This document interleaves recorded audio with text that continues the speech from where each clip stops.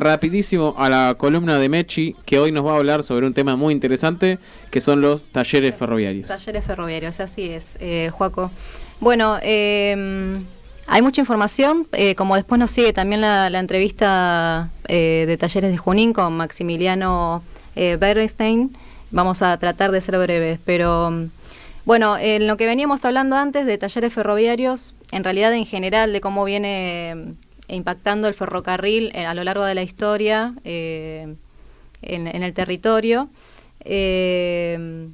Recordemos que el ferrocarril a finales del siglo XIX y principios del XX era como el medio hegemónico de transporte.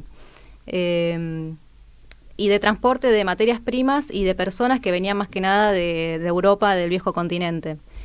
Y en este sentido, bueno, pues justamente empezó a promover muchos poblados, fundación de pueblos netamente ferroviarios, y estos pueblos tenían como la base económica la parte industrial, que era que le fue dando forma a los talleres y depósitos ferroviarios. Entonces, bueno, el sistema ferroviario se componía de básicamente dos variables, que una era justamente relacionada a la conexión territorial, que iba abriendo camino por todo el territorio, en particular acá hablando de Argentina, con la extensión grande que tiene de territorio y cómo se fue abriendo el ferrocarril a lo largo de haciendo la conexión, digamos, en el interior, y la otra justamente en la producción de la materia prima. Y justamente la construcción, se empezó a necesitar para toda esta producción de materia prima una construcción de grandes talleres, ¿no? Acá surge la figura o la parte programática del taller ferroviario, que bueno, necesitaban contar ya con espacios que estaban netamente destinados a la construcción, al mantenimiento y la reparación de las unidades del ferrocarril. O sea, eso demandó, como también en otros programas hemos hablado, de lo que era antes la estación, un programa nuevo, con un desafío nuevo, nuevas tecnologías en el momento. Lo mismo con el taller destinado al mantenimiento y reparación del tren.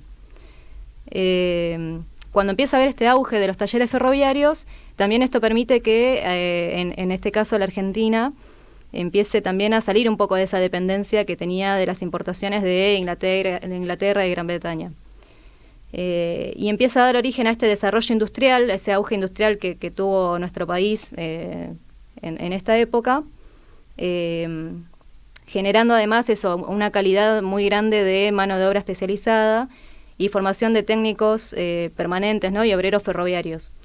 Que esto se ve mucho también, hasta sigue un poco esa cosa de la jerga hoy en día, ¿no? de la formación de ferroviarios, y cómo, por ejemplo, en esa época la formación era constante, y también se les permitía a los jóvenes, por ejemplo, que en el último año de la secundaria hagan pasantías, por ejemplo, en los talleres.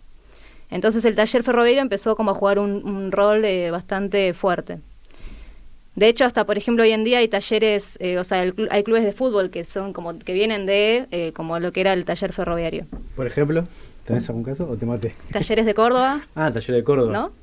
Sí. Bien, puede ser, Sí, lo leí como uno de los ejemplos, Talleres de Córdoba, pero bueno, había varios. Claro, como determinaban la vida de un pueblo, de una localidad, de una ciudad, claro. Un taller, y ya marcaban una impronta, ¿no? Claro, el club, mano de obra, trabajo, producción, club de fútbol, digamos, como que taller de remedio de escalada, hay un club de fútbol, ¿no? Puede ser. Exacto. Sí. Del ascenso. De escalada hay debe ser también, por eso. Sí.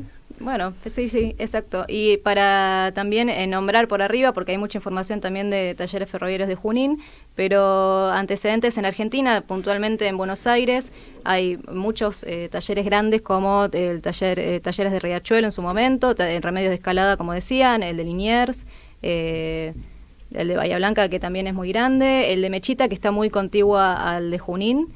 Y hay muchos otros, ¿no? Mandando saludos a todos los ferroviarios y ferroviarias de todos los talleres. Hay otros también en Buenos Aires, como el de Tolosa, Castelar, varios que estuvimos viendo y que hablaremos en otras oportunidades. Bueno, como nombraba el de Mechita también, cada uno tiene algunas cosas, pero bueno, el de Talleres Ferroviarios de Junín, para darle una intro ahora a la entrevista que viene.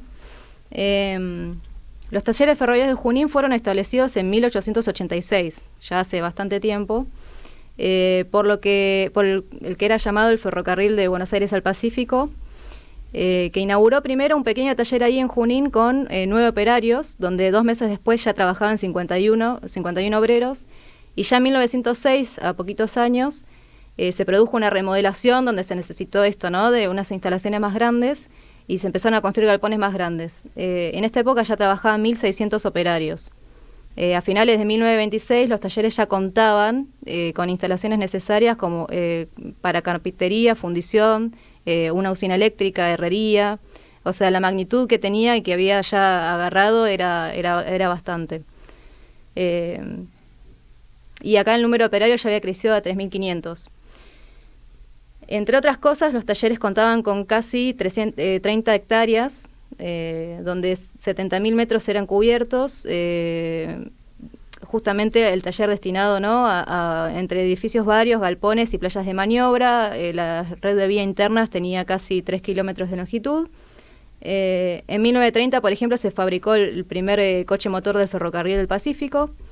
Entre otras cosas también, en Junín este taller y todo lo que era la magnitud del taller de Junín también delimitó la estructura urbana de Junín.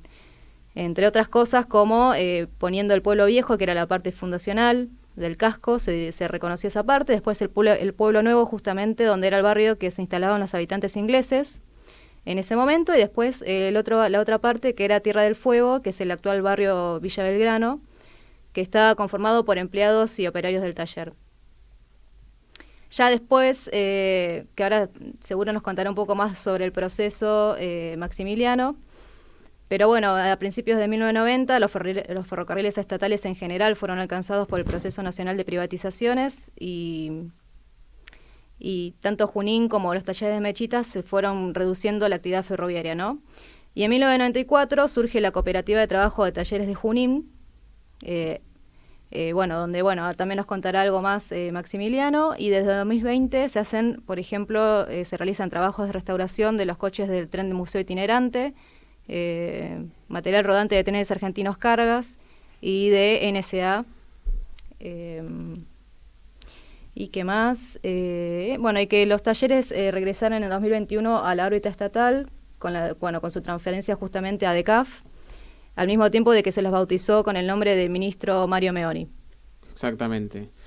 Sí, Mario Meoni, que es fue una persona muy querida, ¿no?, en su ciudad, en Junín, que fue intendente, fue concejal, hizo todo el recorrido político hasta llegar a ser ministro de Transporte. Lamentablemente el año pasado, hace poco, se cumplió un año de su fallecimiento, pero bueno, siempre están en la memoria de todos los ferroviarios y más de Junín, y como decía Mechi, lleva su nombre hoy el taller. Aprovecho para